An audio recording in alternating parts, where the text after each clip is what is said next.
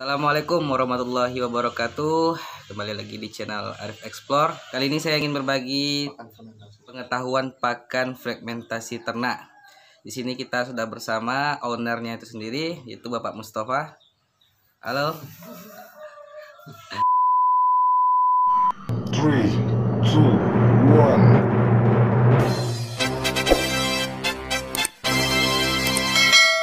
Oke, di sini saya sudah bersama kelompok ternak Andalan Farms, yaitu Bapak Mustafa. Kita akan tanya-tanya lebih lanjut tentang apa itu fermentasi ternak atau fermentasi pakan ternak.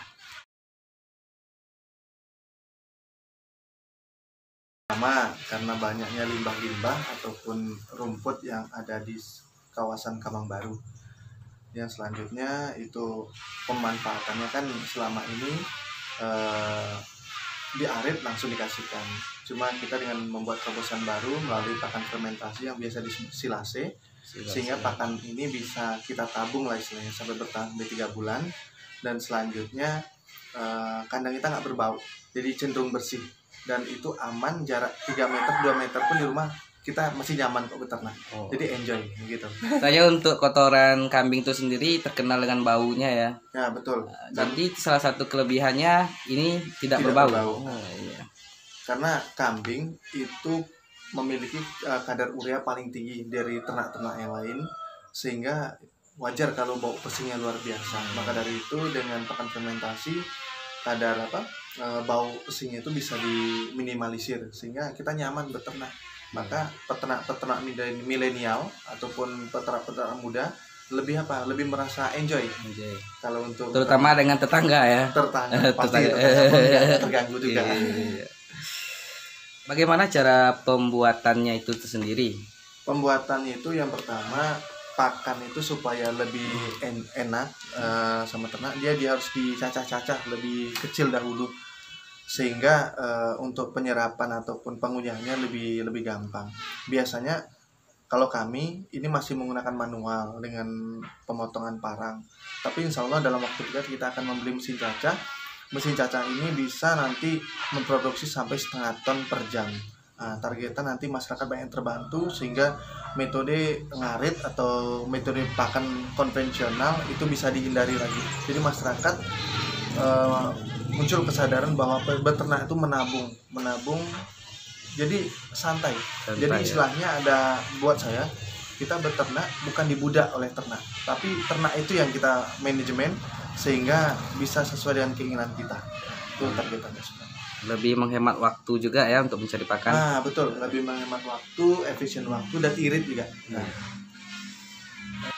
Apa kelebihan dengan pakan biasa? Yang pertama irit.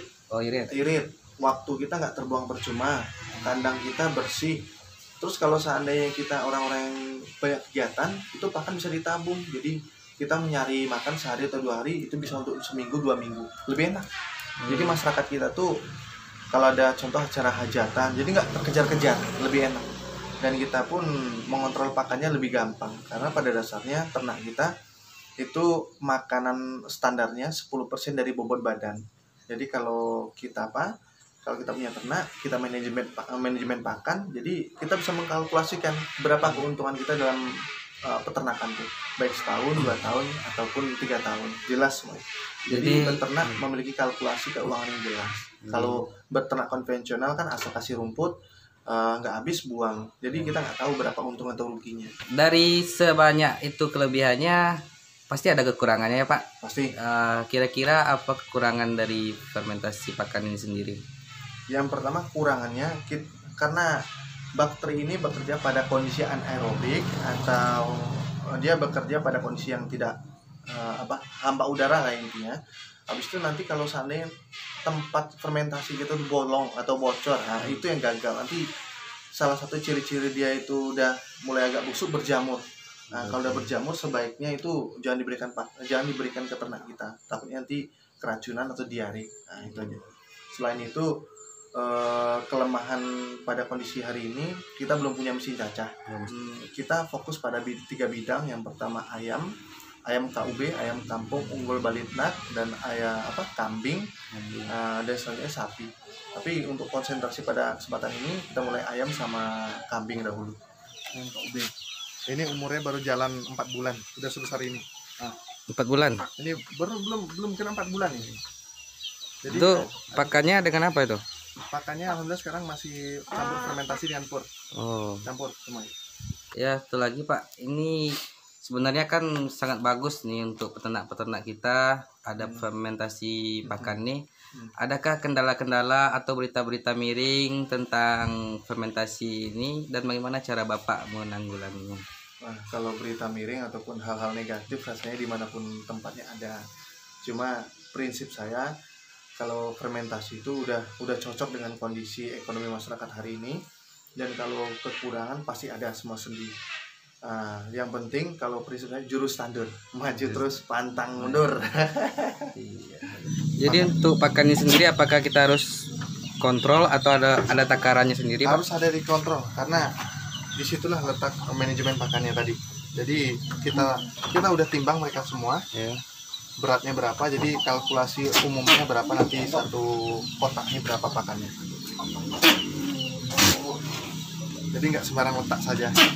Contoh sebesar ini 1 kilo, maka kalau bobotnya sekitar totalnya ada 50 kilo, berarti nanti sehari minimal mereka makannya 5 kilo karena 10% dari bobot badan. 10% dari bobot badan ya. Berarti kalau 5 kilo paginya sekitar 1,5, siangnya 1,5, nanti sorenya baru 2 kilo seperti itu. Untuk kotoran sendiri memang tidak bau ya. Kotoran memang tidak berbau.